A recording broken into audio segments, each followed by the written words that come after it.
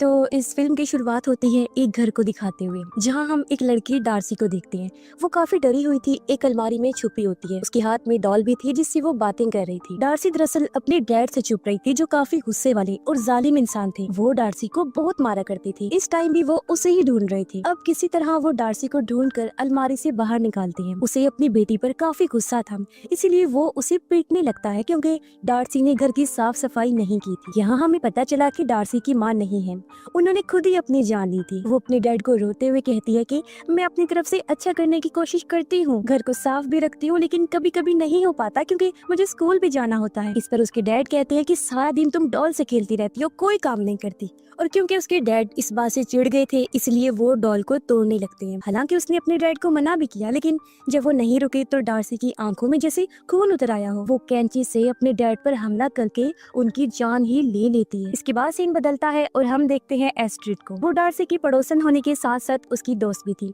जो अपने डैड के साथ रहा करती थी। उसका एक पैर भी खराब था और अब वो स्कूल के लिए तैयार होकर पैदल ही निकल पड़ती है। हमने देखा कि डार्सी एक जगह पर खड़ी होकर उसका इंतजार कर रही है। फिर अचानक से वो एस्ट्रिड के सामने आ गई और अब ये दोनों आगे बढ़ने लगते हैं। यहाँ हम नोटिस करते हैं कि डार्सी काफी दिनों के बाद एस्ट्रिड से बात कर रही थी। असल में उसके साथ कुछ ऐसा हुआ था कि उसने लोगों से बातचीत करना बंद कर दी थी। उसके साथ क्या हुआ था ये तो हमने शुरुआत में देख ही लिया, यानी उसके डैड की मौत, जिसके बाद से उसने खुद को अकेला कर लिया था। अब यहाँ डार्सी एस्ट्रिड से काफी अच्छे से बात करती है, क्योंकि वो उसे पसंद जो करती थी, पसंद भी प्यार की हद तक, मगर आज तक उसने इस बारे में एस्ट्रिड को बताया नहीं होता। वो सोचती है कि आज बता दूं, लेकिन जैसे ही उसने अपने दिल की बात एस्ट्रिड को बताना चाही, तब यहाँ गाड़ी लेकर एस्ट्रिड का दोस्त आ जाता है, जिस बारे में डार्सी को पता भी नहीं था। उसके साथ एस्ट्रिड की दो और दोस्तें भी थी, जो काफी बदतमीज थी और डार्सी को पसंद भी नहीं करती थी। उनमें से एक, जो डार्सी से काफी जेलस थी, उसे देखकर मुंह बनाने लगती है। अब एस्ट्रिड का मेल फ्रेंड उसे भी अपने साथ चलने के लिए कहता है,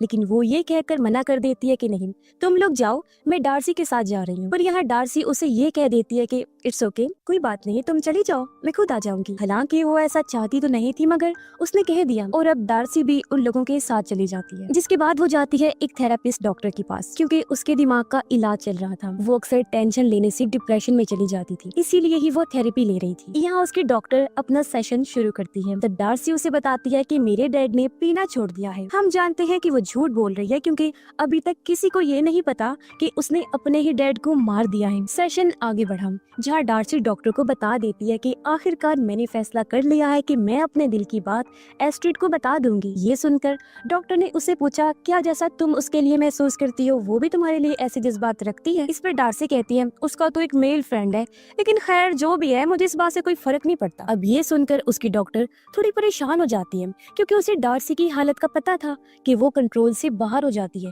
साथ ही उसकी दिमागी हालत भी खास ठीक नहीं है। ऐसा वो अपनी हरकतों से साबित भी कर रही। इसलिए डॉक्टर उससे पूछती है कि अच्छा, अगर एस्ट्रिड ने मना कर दिया तो फिर क्या होगा, क्या तुम्हें फर्क पड़ेगा? डार्सी ने कहा, हाँ बिल्कुल मुझे फर्क पड़ेगा, इतना कि मैं तो पागल भी हो सकती हूँ। इसके बाद हम एस्ट्रिड और उसके दोस्तों को उसी के घर में देखते हैं। पता चला कि कुछ दिनों में एस्ट्रिड की बर्थडे है। अब एस्ट्रिड की एक दोस्त डार्सी के बारे में उल्टा सीधा बोलने लगी। वो एस्ट्रिड को चिढ़ाने के लिए उसे भी कहती है कि तुम तो उसकी सबसे पुरानी दोस्त हो ना। इस पर उसने कहा, जी नहीं, मैं उसकी दूसरी पुरानी दोस्त हूँ, पहले कोई और है। इस पर उसकी दोनों दोस्तें एकदम से बोलें कि जो भी है, लेकिन हमें तो डार्सी जरा पसंद नहीं। तभी यहाँ इनके मेल फ्रेंड भी आ जाते हैं। उधर डार्सी एस्ट्रिड के घर ही जाने की तैयारी कर रही थी, क्योंकि इसी भी एस्ट्रिड ने घर आने की दावत दे दी थी। इससे वो काफी खुश थी और एस्ट्रिड के लिए बर्थडे गिफ्ट तैयार कर रही थी, जो एक डॉल होती है। और ये डार्सी के बचपन की वही डॉल है जिसे हमने शुरुआत में देखा था। अब डार्सी डॉल को कहती है कि तुम हमेशा एस्ट्रिड का ध्यान रखना, और अब वो उसके घर चली जाती है।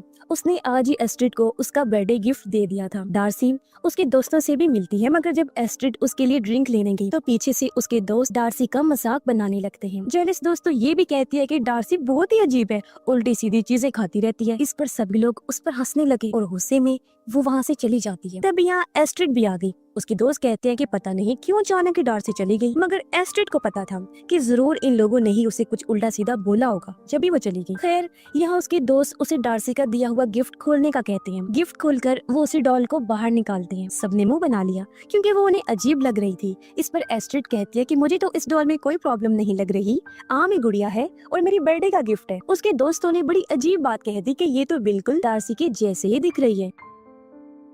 डॉल के साथ एक नोट भी था जिसे एस्ट्रिड का मेल फ्रेंड पढ़ने लगता है। उसमें लिखा था कि इस डॉल का नाम मॉर्गन है जो मेरी माँ पर रखा गया है, जिसे मैं बहुत दिल से तुम्हें दे रही हूँ। इसके आगे डार्सी ने अपने दिल की बात कह दी थी। लिखा हुआ था कि मैं बचपन से तुम्हें पसंद करती हूँ, अगर तुम मुझे एक मौका दो तो मैं तुम्हें नाराज नहीं करूंगी, तुमसे बहुत प्यार करूंगी। अब ये सुनकर एस्ट्रिड काफी चौंक गई क्योंकि उसे तो कभी ऐसा महसूस हुआ ही नहीं था। लेकिन ये सारा कुछ सुनकर उसके दोस्त एस्ट्रिड पर हंसने लगते हैं। उधर डार्सी रो रही होती है क्योंकि वो काफी उदास थी। तभी उसके पास एस्ट्रिड के मेल फ्रेंड का कॉल आया। वो कहता है कि एस्ट्रिड भी तुम्हें चाहती है, तुमसे प्यार करती है। जो सुनकर डार्सी का चेहरा एकदम खिल उठा। लेकिन हमें पता है कि वो झूठ बोल रहा है, वो तो बस डार्सी को जलील करने के लिए ऐसा कह रहा था। साथ ही वो एस्ट्रिड को उसी की दोस्त के साथ मिलकर धोखा भी दे रहा था। अचानक वो डार्सी पर हंसने लगा, कहता है अरे पागल लड़की, मैं तो मजाक कर रहा था, सच तो ये है कि वो तुमसे नफरत करती है। जो सुनकर डार्सी को बहुत बुरा लगा। रात को एस्ट्रिड अपने डैड को भी डार्सी के बारे में सब कुछ बता देती है।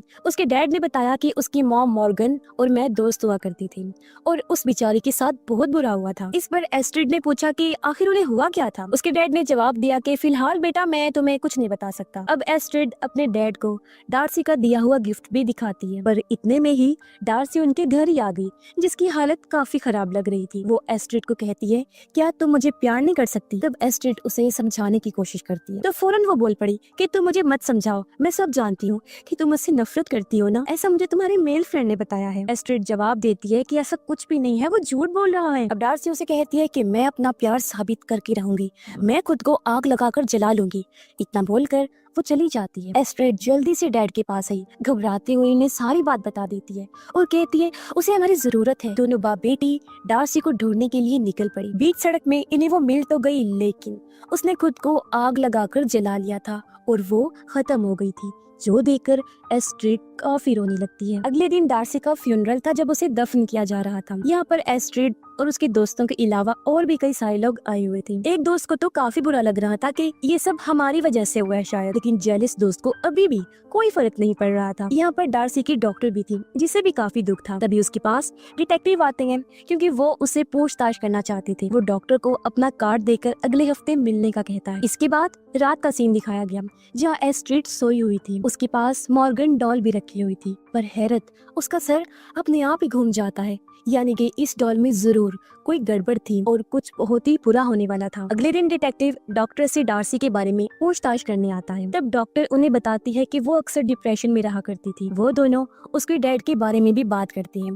डिटेक्टिव कहते हैं कि काफी टाइम से उसके डैड लापता हैं और उन्हें कभी किसी ने देखा ही नहीं है। डॉक्टर बताती है कि डार्सी के डैड बहुत जालिम इंसान थी, वो अच्छा बाप भी नहीं था, हमेशा ही डार्सी को परेशान करके रखता था, बहुत शराब भी पिया करता था, तो हो सकता है वो नशे की हालत में कहीं चला गया हो। वो दोनों उसकी मॉम के बारे में भी बात करते हैं। उन्हें भी पता चलता है कि उसकी मॉम का नाम मॉर्गन था। अब हो सकता है कि डॉल उसकी मॉम ने ही डार्सी को दी हो। घर में जब एस्ट्रिड की मेड काम कर रही थी तो अचानक उसके पास एक बॉल आकर गिरती है जो ऊपर वाले रूम से आई थी। वो घबरा गई, चाकू लेकर ऊपर चेक करने जाती है, लेकिन यहाँ मॉर्गन डॉल के अलावा और कोई नहीं था। अब जब मेड वहाँ से जाने लगी तो पीछे से मॉर्गन ने उस पर हमला कर दिया। वो चाकू उसकी पीठ में घोंपकर उसकी जान ले लेती है, जिसका मतलब साफ था कि ये डॉल किसी तरह जिंदा हो गई है, जो जाहिर है बहुत ही खतरनाक थी। रात को एस्ट्रिड के डैड किसी काम से घर से बाहर जाते हैं। वो जब घर पर अकेली थी तो उसकी दोनों दोस्तें आ जाती हैं जो एस्ट्रिड का मूड ठीक करने आई थी। वो उसे समझाती हैं कि जो कुछ भी हुआ उसमें तुम्हारी कोई गलती नहीं है, इस चीज को तुम इतना दिल पर मत लो, जिससे उसका मूड भी थोड़ा अच्छा हो जाता है। अगले दिन एस्ट्रिड के पास डॉक्टर आई जो उससे बात करना चाहती थी। वो उसे अपना कार्ड देकर कहती है कि मुझसे जरूर मिलने आना। रात में एस्ट्रिड के दोनों दोस्त जो उसे धोखा दे रहे थे वो एक साथ गाड़ी में बैठे होते हैं। उसकी फीमेल फ्रेंड कहती है कि मेरा फोन एस्ट्रिड के घर ही रह गया है और अगर उसने फोन चेक कर लिया तो हम दोनों के बारे में उसे सब पता चल जाएगा। इसीलिए वो रात में ही उसके घर जाने का फैसला करते हैं क्योंकि इस टाइम एस्ट्रिड अपनी क्लास में होती है। अब उसके मेल फ्रेंड के पास घर की एक्स्ट्रा चाबी थी जिसकी मदद से दोनों घर के अंदर आ गए। अब उसकी फीमेल फ्रेंड फोन ढूंढने रूम में चली गई जबकि उसका दोस्त घर से बाहर ही रुक जाता है ताकि नजर रख सके। लेकिन एक गड़बड़ हो जाती है क्योंकि आज एस्ट्रिड क्लास से घर जल्दी लौट आई थी। घर के बाहर वो अपने दोस्त को देखकर काफी हैरान रह जाती है, लेकिन वो एस्ट्रिड को अंदर ही जाने नहीं देता ताकि वो अपने दोस्त को पकड़ न ले और आसानी से वो अपना फोन ढूंढ ले। इसीलिए बहाना बनाकर वो एस्ट्रिड को वॉक पर ले जाता है। उधर एस्ट्रिड की दोस्त को अपना मोबाइल मॉर्गन के पास से मिलता है। फोन उसने ले लिया था, लेकिन जब वो कॉल सुन रही थी तो पीछे से मॉर्गन हमला करके उसकी गर्दन पर कट लगा देती है, जिससे तेजी से उसका खून बहने लगा। वो मॉर्गन को देखकर बाथरूम में चली गई। छुपने के लिए बाथ टब में लेट जाती है, क्योंकि उसकी हालत काफी खराब थी, इसलिए वो बाथ टब से बाहर नहीं निकल पाती। और तभी उसके पास मॉर्गन ये खूनी डॉल आकर पानी से बाथ टब को भर देती है, जिसमें डूबकर एस्ट्रिड की दोस्त की मौत हो जाती है। अब एस्ट्रिड का मेल फ्रेंड अपनी गाड़ी में ही रुककर मरी हुई दोस्त का इंतजार करता है, मगर काफी देर तक जब वो नहीं आती तो ये उसे मैसेज करता है, जिसका जवाब भी आता है, जो जाहिर है मॉर्गन डॉल ने ही किया था। और तभी हम उसकी गाड़ी के शीशे में मॉर्गन की परछाई को भी देख पाते हैं। अब वो दिन आ जाता है जब एस्ट्रिड का बर्थडे था। सभी दोस्त उसके घर पर आते हैं, लेकिन वो घर पर नहीं थी, और क्योंकि ये उसे सरप्राइज देना चाहते थे इसलिए तैयारी करने लगते हैं। अब इन्हें नहीं पता था कि इनकी एक दोस्त मर गई है, इसलिए एस्ट्रिड की दूसरी दोस्त उसे मैसेज करती है, जिसका रिप्लाई भी मॉर्गन डॉल करती है। लेकिन ये लोग इस बात से अनजान थे कि यहाँ एक खूनी डॉल है जो जिंदा है। एस्ट्रिड डार्सी के डॉक्टर से मिलने गई हुई थी। वो डॉक्टर को बताती है कि मुझे डार्सी ने एक डॉल तोहफे में दी थी। ये सुन डॉक्टर काफी परेशान हो गई। वो कहती है मुझे वो डॉल दिखाओ, जो देखने के लिए दोनों एस्ट्रिड के घर जाने लगते हैं। उधर एस्ट्रिड के मेल फ्रेंड के पास उसकी मरी हुई दोस्त के नंबर से मैसेज आता है। वो कहती है मैं ऊपर हूँ, तुम भी आ जाओ, जो काम भी जाहिर है मॉर्गन का था। इसलिए एस्ट्रिड का मेल फ्रेंड बहाने से अपने दोनों दोस्तों को घर से बाहर भेजकर ऊपर जाता है, लेकिन वहाँ उसे अपनी वो दोस्त नहीं बल्कि उसकी लाश मिलती है, जिसे देखकर वो रोने लगता है। पर तभी यहाँ मॉर्गन आकर उसे चुप करवा देती है, प्यार से नहीं मार से, क्योंकि वो एक रॉड से हमला करके पहले उसे जख्मी करती है, फिर मार मार कर उसका सर ही कुचल के रख देती है। एस्ट्रिड और डॉक्टर उसके घर आते हैं, जहाँ उसके दोस्त एस्ट्रिड को सरप्राइज देती है, जिसके बाद वो डॉक्टर को लेकर अपने रूम में आ जाती है और उसे वो डॉल दिखाती है। डॉक्टर एस्ट्रिड को बताती है कि डार्सी की मॉम डॉल्स बनाया करती थी, लेकिन इसके साथ वो काला जादू भी करती थी, और मैं यहाँ यही चेक करने आई हूँ कि कहीं ये डॉल भी काले जादू से कर्ज तो नहीं, यानी कि ये भी श्रापित तो नहीं। डॉक्टर बड़े गौर से डॉल को देखने लगी, फिर वो उसे कहती है कि तुम बाहर जाकर पार्टी एंजॉय करो, तब तक मैं इस डॉल को अच्छे से चेक करती हूँ। एस्ट्रिड के जाने के बाद डॉक्टर ने देखा कि डॉल के सर पर इंसानी बाल हैं, जिससे वो काफी घबरा गई, क्योंकि उसे ये बात कंफर्म हो गई थी कि सच में इस डॉल पर भी काला जादू किया गया है। और चेक करने पर उसे एक इंसानी दांत भी मिलता है। तब टेंशन में आकर वो जल्दी से पुलिस को कॉल कर देती है। फिर डॉक्टर बाहर आ गई एस्ट्रिड को सब कुछ बताने के लिए, लेकिन जब वो रूम में वापस आती है तो डॉल वहाँ से गायब हो चुकी थी। इसीलिए डॉक्टर डॉल को ढूंढने लगी, पर अचानक सामने से आकर डॉल डॉक्टर का गला जोर से पकड़ लेती है और उसने डॉक्टर को बेहोश कर दिया। कुछ देर बाद एस्ट्रिड जब रूम में आती है तो वो डॉक्टर को बेहोश पड़ा हुआ देखती है, लेकिन कुछ भी समझने से पहले मॉर्गन डॉल उठ खड़ी हुई। वो चलकर एस्ट्रिड के पास आने लगी, जिससे वो काफी डर जाती है। इतने में डॉक्टर को भी होश आ गई थी, और यहाँ आखिरकार डॉल अपना मास्क हटाती है और अपना चेहरा दिखाती है। पर हैरत, ये डॉल मॉर्गन और कोई नहीं बल्कि डार्सी थी। जी हाँ, वो मरी नहीं थी बल्कि जिंदा थी। तो अब हमें पता चलता है कि ये सारा नाटक शुरू से लेकर अब तक डार्सी कर रही थी, ताकि वो एस्ट्रिड के साथ उसके घर पर रह सके, एक डॉल के रूप में, जिंदा डॉल बनकर। और जो वो खुद को जलाने की बात कर रही थी तो उसने किसी और को जलाया था, जो और कोई नहीं बल्कि उसके डैड ही थे। इससे हुआ ये कि उसने अपने डैड की लाश को भी ठिकाने लगा दिया, क्योंकि लाश गल सड़ रही थी तो सबको शक हो सकता था, तो ऐसे उसका काम आसान हो गया। अब पुलिस को लाश की पहचान करनी थी, इसलिए डार्सी ने अपना दांत लाश के पास रख दिया, जिससे पुलिस को यही लगा कि ये डार्सी की लाश है और वो मारी गई है, जिससे ये चीज तो साफ हो गई कि डार्सी कितनी चालाक है। अब यह डार्सी भी हैरान कुन जानकारी देती है कि मेरी माँ ने खुद अपनी जान नहीं ली थी,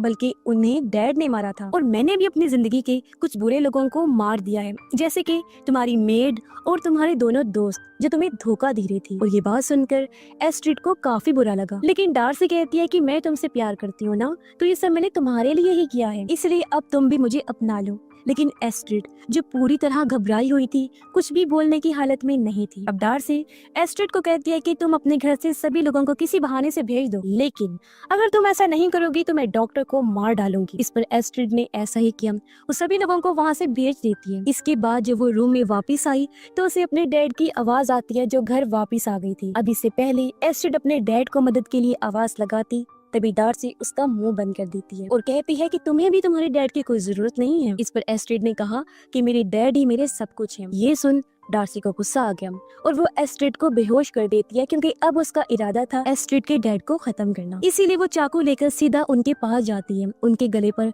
छोटा सा कट लगा देती है, जिससे वो खत्म होने लगते हैं। कुछ ही देर में डिटेक्टिव भी यहाँ पहुँच गया था, लेकिन डार्सी उस पर भी चाकू से हमला करके उसकी जान ले लेती है। दूसरी तरफ एस्ट्रिड और डॉक्टर खुद को आजाद करके नीचे आ जाती हैं, जहाँ उसके डैड खून में लथपथ नीचे पड़े हुए थे। पर एस्ट्रिड देखती है कि उसके डैड अभी भी जिंदा हैं। तभी चाकू लेकर डार्सी इनके सामने आ गई। वो कहती है कि मेरी माँ के मरने में तुम्हारे डैड का भी हाथ है, क्योंकि मेरी माँ और तुम्हारे डैड के बीच में कुछ चल रहा था। इस पर एस्ट्रिड के डैड उसे कहते हैं कि ऐसा कुछ नहीं था, हम दोनों तो सिर्फ अच्छे दोस्त ही थे। इस पर डॉक्टर भी कहते हैं कि हाँ ये ठीक कह रहे हैं, क्योंकि मैं भी तुम्हारी माँ की अच्छी दोस्त हुआ करती थी। तभी पीछे से आकर एस्ट्रिड की दोस्त डार्सी पर हमला कर देती है, लेकिन अगले ही पल वो उठ खड़ी हुई और एस्ट्रिड के डैड की गन से उस पर ही गोली चला देती है। वो डॉक्टर पर भी गोली चला देती है, क्योंकि वो बहुत ज्यादा बोल रही थी। अब तंग आकर एस्ट्रिड डार्सी को ये कह देती है कि मैं तुमसे बहुत प्यार करती हूँ, जिससे डार्सी को काफी अच्छा लगा। अब वो दोनों एक दूसरे के पास आ रही थी।